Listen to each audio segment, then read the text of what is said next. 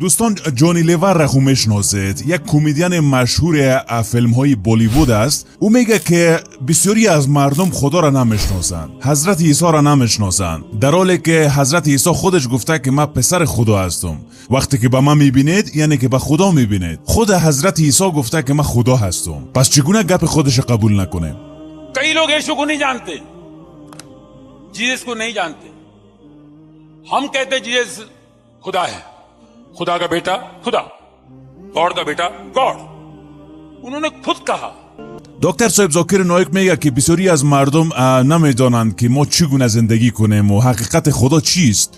بعضی میگه که حضرت عیسی علیه السلام خدا است، بعضی میگه پسر خدا است و بعضی عقاید دیگر دارند. ولی اگر به سخنان خود حضرت عیسی علیه السلام مراجعه بکنیم میبینیم که ایشان چنین ادعایی نکرده. حضرت عیسی علیه السلام فرموده کسی که مرا دیده است پدر را دیده است. اما مسلمانان این سخن را به معنای خدا بودن حضرت عیسی علیه السلام نمیدانند. هیچ مسلمان واقعی نمیشه مگر ای که به حضرت عیسی علیه السلام ایمان داشته باشد. اگر کسی حضرت عیسی علیه السلام را به عنوان پیامبر خدا قبول نداشته باشد مسلمان نیست. بعضی از مسیحیان میگه که حضرت عیسی علیه السلام ادعای خدایی کرده.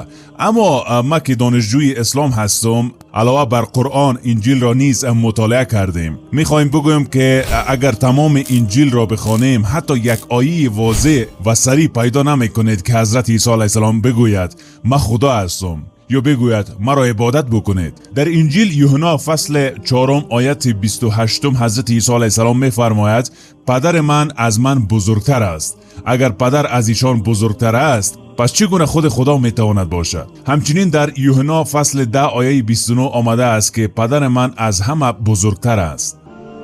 کہ کئی عیسائی یہ کہتے ہیں کہ عیسیٰ علیہ السلام نے خدا ہونے کا دعویٰ کیا اور عیسیٰ علیہ السلام خدا ہے.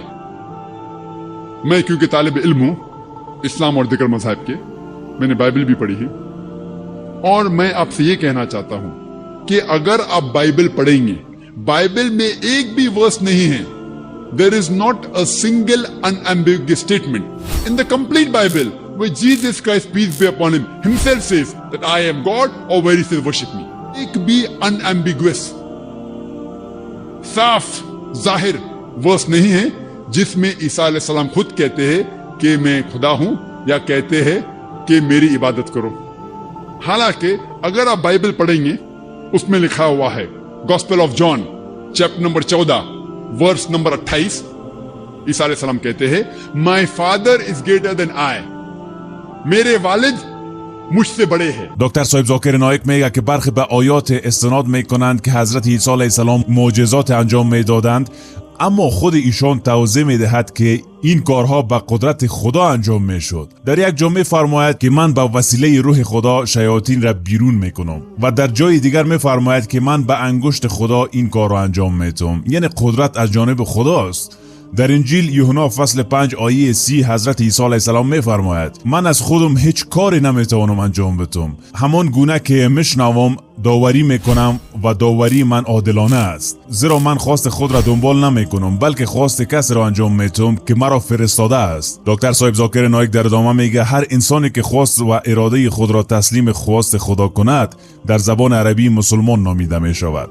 اسلام یعنی تسلیم شدن در برابر فرمان خدا. از این جهت حضرت عیسی علیه السلام نیز تسلیم فرمان خدا بود. حضرت عیسی علیه السلام هرگز ادعای خدایی نکردند. برعکس در انجیل میخوانیم که ایشان فرمودند سخنانی که شما میشنوید از من نیست بلکه از طرف خدایی است که مرا فرستاده است. در یوحنا فصل 17 آیه 3 حضرت عیسی علیه السلام میفرماید زندگی جاودان این است که مردم خدای یگانه حقیقی را بشناسد و عیسی مسیح را که او فرستاده است بشناسد. خدا ورس نمبر 28 عیسیٰ علیہ السلام کہتے ہیں مائی فادر از گریٹر دین آئی، میرے والد مجھ سے بڑے ہیں. اور عیسیٰ علیہ السلام خدا کو بائبل میں کئی بار کہتے ہیں والد. جب وہ کہتے ہیں میرے والد ان کے معنی میرا خدا. تو گاسپل آف جان چیپٹر نمبر 14 ورس نمبر 28 میں عیسیٰ علیہ السلام کہتے ہیں مائی فادر از گریٹر دین آئی، میرے والد مجھ سے ऊंचे है. آقای نایک میگه همچنین در کتاب اعمال رسولان فصل 2 آیه 22 آمده است: ای بنی اسرائیل، این سخنان را بشنوید. عیسی ناصر مردی بود که خدا او را در میان شما تایید کرد و به وسیله او معجزات و نشانه‌های فراوان انجام داد. این آیه نشان میده که حضرت عیسی علیه السلام انسانی بود که خداوند او را برگزیده و به پیامبری فرستاده بود. وقتی از حضرت عیسی علیه السلام پرسیده شد که بزرگترین فرمان چیست، ایشان فرمودند: ای اسرائیل بشنو، پروردگار ما خداوند یکتاست. پس اگر یک شخص انجیل را با دقت بخواند، خواهد دید که حضرت عیسی علیه السلام مردم را به توحید و پرستش خدا یگانه دعوت میکند و خود را فرستاده خدا معرفی میکند، نه خدا. Verse number 20 में with the finger of God I cast out devils. मैं अल्लाह की मदद से शैतान को भगाता हूं. वो कहते हैं gospel of John chapter number 5 chapter number 5 verse number 30 में I can of my own self do nothing. As I hear I judge and my judgment is just, for I seek not my will but the will of my Father. वो कहते हैं कि I can of my own self do nothing. मैं खुद कुछ भी नहीं कर सकता हूं. As I hear I judge. जिस तरीके से मैं सुनता हूं उसी तरीके से मैं जज करता हूं. I can of my own self do nothing. As I hear I judge and my judgment is just. और जो भी मैं जज करता हूं वो हक है. For I seek not my will but the will of my Father. क्योंकि मैं अपने ख्वाहिश से कुछ नहीं करता हूं, मैं सिर्फ वो चीज करता हूं जो खुदा की ख्वाहिश है.